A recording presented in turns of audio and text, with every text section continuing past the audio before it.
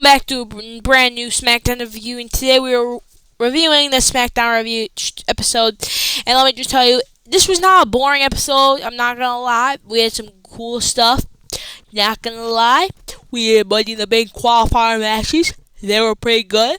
Um, we found out Jeff Cobb's new WWE name. I don't know how I feel about it. Oh, we had a banger women's championship match on the show.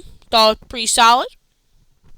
So, before we get to the video, drop a big thumbs up, hit the subscribe button, because I'm on the road to 500 subscribers. Really appreciate that before we get there, before the end of the year. Anyway, let's hop into today's video.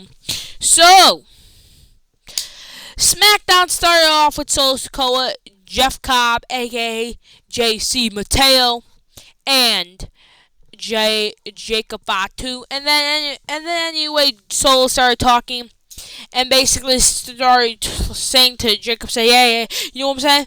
I got you that championship. Hey, you hear me? All gas, no brakes. And then Jacob took the microphone, hey. And Solo got all mad. So, talking about, bro. And then Jacob starts talking and said, I can do this all by myself. I dog walk them. I say, yeah, all gas, no brakes. And then Solo say, yeah, I mean, of course we know what you mean. I gave you that championship. I brought you that championship. And then he said, hey, what's that thing you used to say? Well, everyone knows what you used to say. What did you used to say, Solo? What's the thing you used to say, Jacob? He said, I love you, Solo. And he didn't say it. I love you, Solo. No, he said, I love you, Solo. He said, yeah.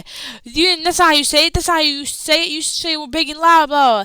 And then he pulled Jake Fatu, and Jake Fatu got all tense until LA. Nice music played.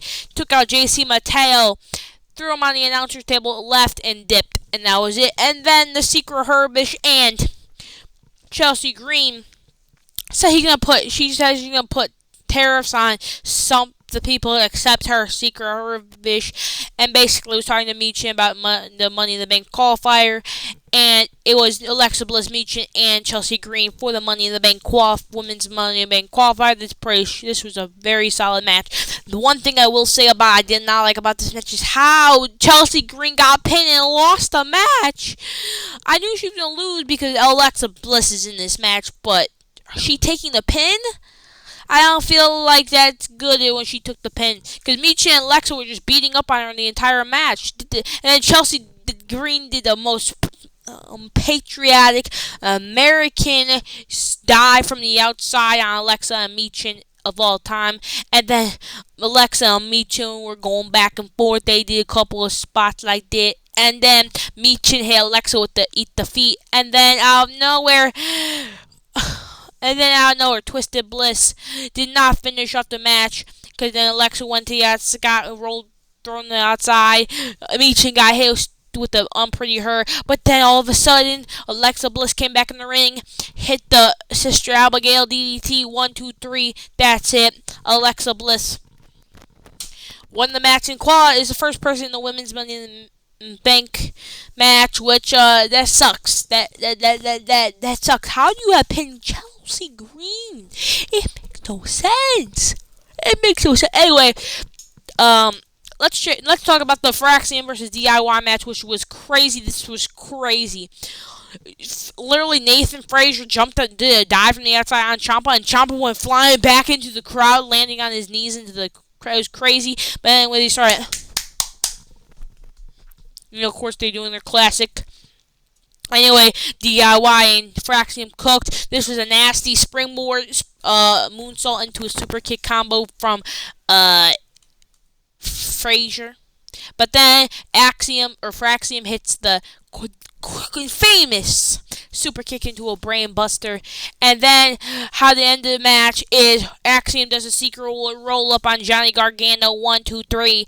Boom, boom, boom, boom. And they won for the 4th straight week in a row.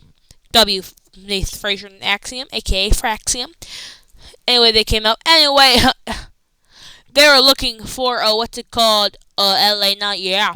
Anyway, they were just hyping up the Nia Jax Tiffany Stratton match. Anyway, the Street Profits told that to Nathan Frazier and Axiom that they have a tag team championship match next week, which is gonna be a banger. I can already sense it out. Anyway, let's move on to the R-Truth interview where he basically said, when times got hard, you looked up to John Cena. Hustle, loyalty, and respect.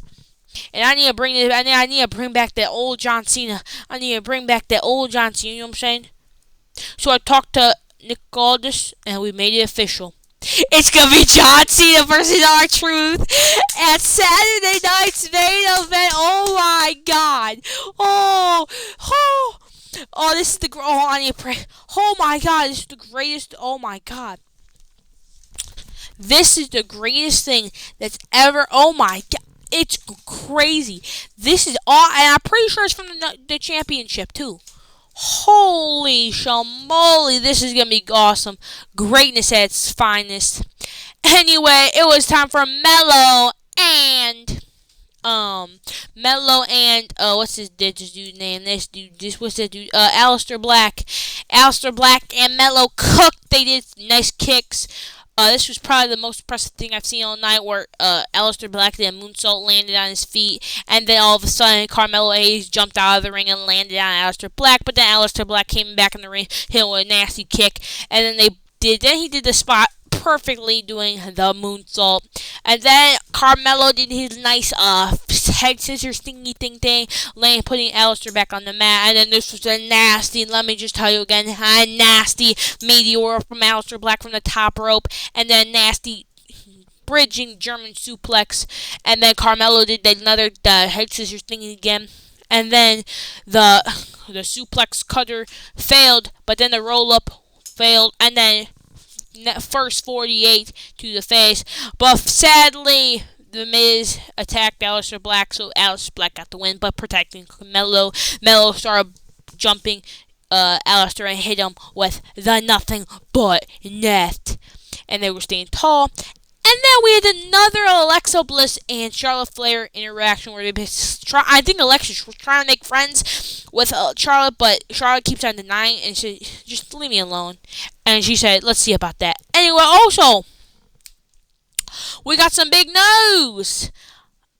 Julia is officially on the main roster, and she's a part of the SmackDown brand, which it's about time. She kind of debuted on NXT like in September. Yeah, September actually. If you go look back at my early NXT reviews, you should know, like back when this channel first started 9 months ago at this point, you would see that she was there not even for not even a year, and she's already on the main roster. Congratulations to Julie. Can't wait to see what you be cooking on the main roster.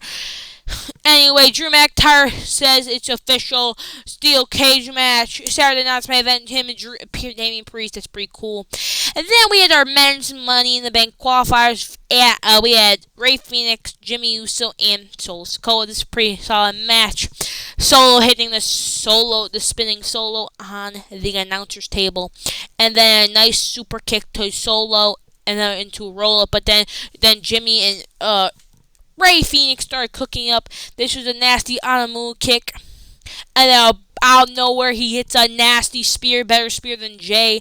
And then sadly, Jimmy got taken out with a Samoan spike. And then Rey Fenix got too cocky, you know what I'm saying? Got hit with a Samoan spike by Solo. 1, 2, 3. Solo Sikoa advances in the first person announced for the men's Money in the Bank briefcase match, which is crazy. Anyway, JC Mateo took on LA Knight in his first match after the match, directly after the match. And they did some crazy spots. JC Mateo went straight into the LED ring post, eating the ring post, actually. And then LA Knight hit him with the punches, blah, blah. This was a nasty neck breaker, Russian leg sweep. And then that was a Samoan drop, the big megastar elbow drop into that thing.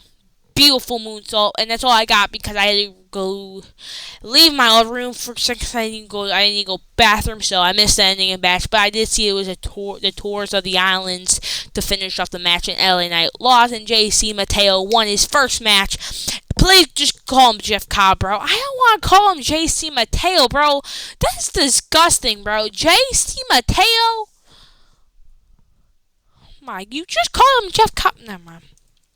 Anyway, Angel and Santos is trying to get Berto back, and they have a meeting next week or something, like a private dinner or whatever.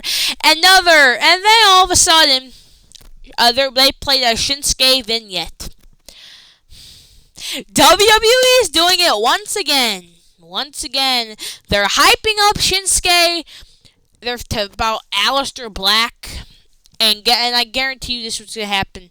Since they're hyping him up, this dude up, Shinsuke, again, they're going to do this, right? They're going to have they might have a few, he might have a few of Aleister Black, but then as soon as the feud, the hype again with Shinsuke, it's just going to come crashing down and it hurts inside. And then he's back in catering after this little push. Because it's going to come crashing down and it hurts inside. Anyway, Tiffany Stratton had a little chit-chat with Jade Cargill, saying how next week she'll win her Money in the Bank qualifier and then win the briefcase and cash in on her in the championship. So something's going to lead up. And then we had the Tiffany Stratton versus Nia Jax match. This match had me stretching, fellas. It was nice. This was nice. Tiffany Stratton doing her crossbodies kick to the face. Then Nia decided to pull out some cool power bombs and stuff in a leg drop. And then they ended up on the top rope.